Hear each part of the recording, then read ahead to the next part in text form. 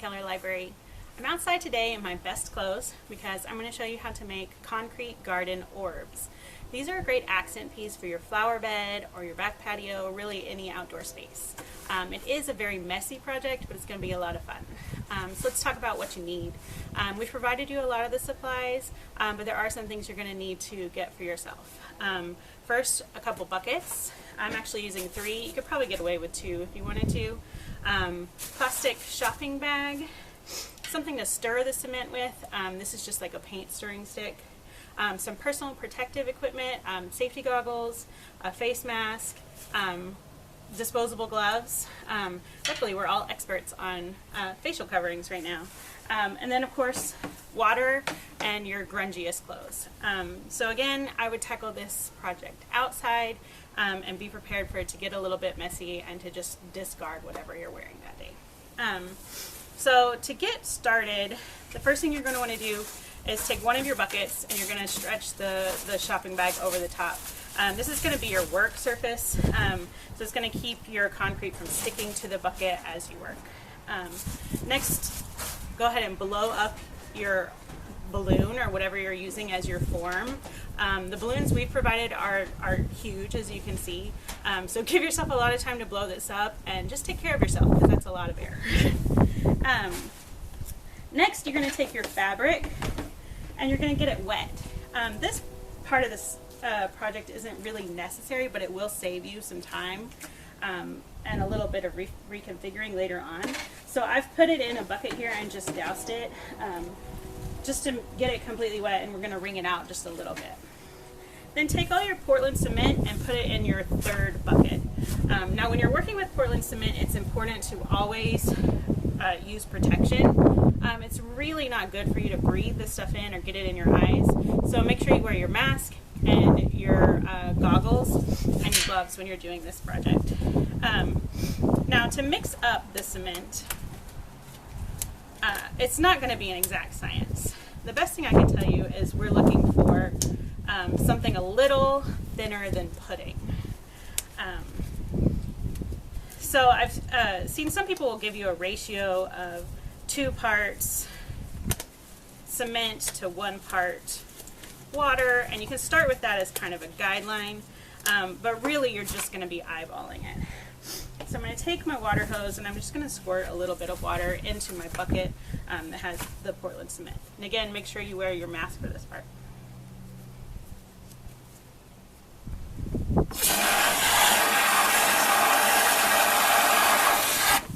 Once you get a little bit of water in there, take your stirring stick and stir it up.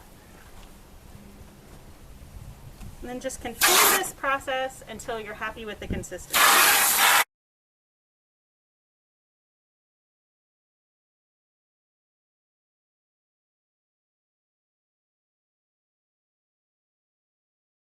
Okay, when you're happy with your cement mixture, we're going to start mixing in the fabric.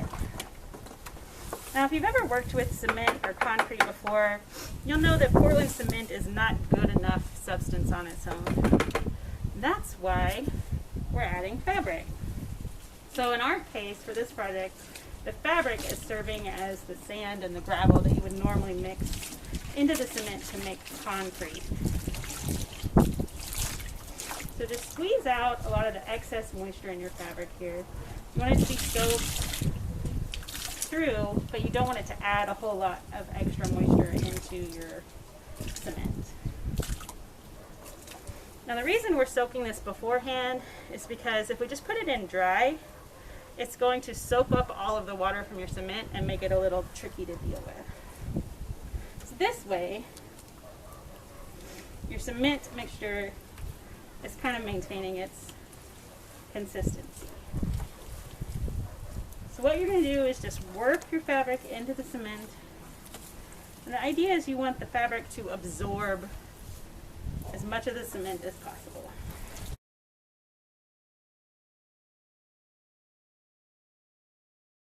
So here's my end. So as you can see, you can't see the color of my fabric anymore. It's just cement. So it's pretty well absorbed in there. So I'm ready to put it onto the mold.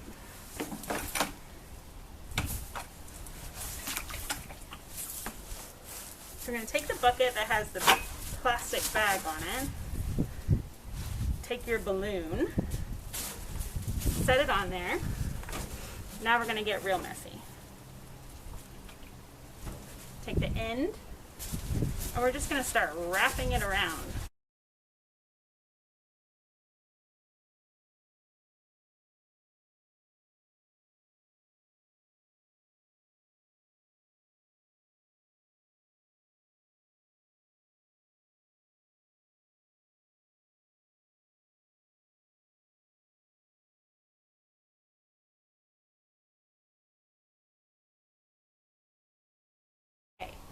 So as you can see, I did only half of the orb on the first round, and I've left it to dry for a few days. You don't need to leave it to dry completely, but you just want it to be strong enough to where it's going to hold its shape on its own. And so the idea is that I've done half of it, and now I'm going to flip it over and carefully and do the other half. And then when the other half dries, we'll have a full orb. So again, make sure you're continuing to use your PPE. You really don't want to breathe in, especially the dry cement, but it's really not good for your skin, your lungs, or your eyes. So just take care of yourself.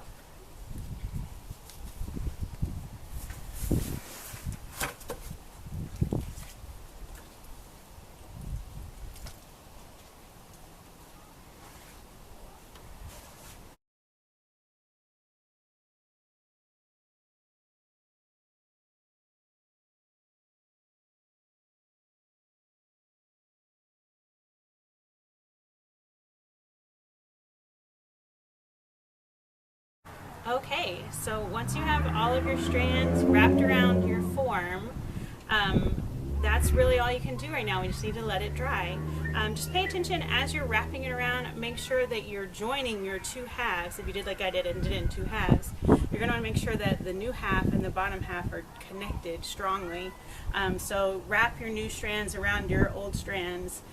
What I did is I took a little bit of extra cement and kind of added it to the joints between the new and the old, just to give it a little bit of an extra bond. One other thing to keep in mind as you're wrapping, you're going to have to pop this form and get it out of here. So don't make all of your holes really small. Leave some holes that are big enough to stick your hand into so you can pull out the balloon when you're ready to discard it. But other than that, we're ready to just let it dry, and we'll come back when it's dry and I'll show you how to take the form out.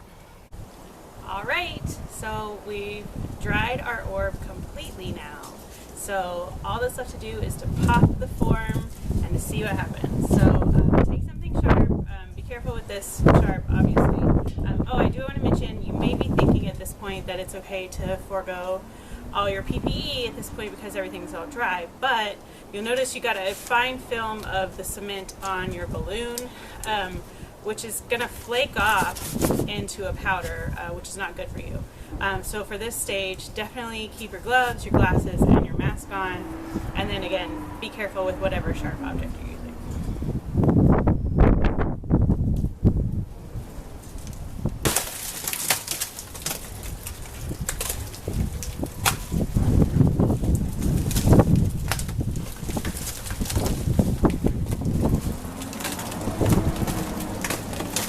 You're just going to carefully peel it away from the cement.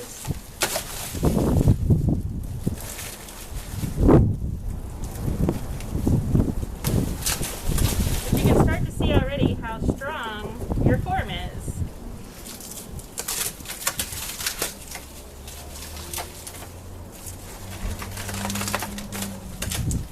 This is where I was telling you to be sure to leave holes in your pattern big enough for your arms to fit through.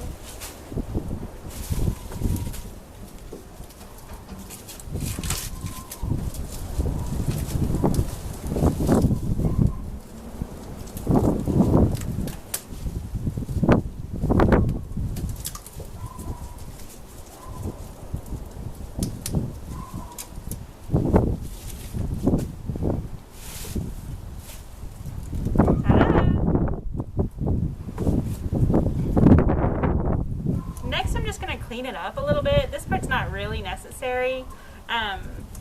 You could do this part and just let natural weather take care of actually cleaning it up. You could take a stiff brush and brush it away. Like I said, you created a lot of dust when you broke off the mold, so you'll see that loose on there. I'm just going to spray mine off with the water hose and call it a day. You could get as decorative with this as you want to. You could paint it. You could make different sizes. You could make 3 different sizes and make a snowman to put outside at the holidays with lights and stuff. But now that you know how to do it, you can make as many as you want and see how long they last. Hope you had fun.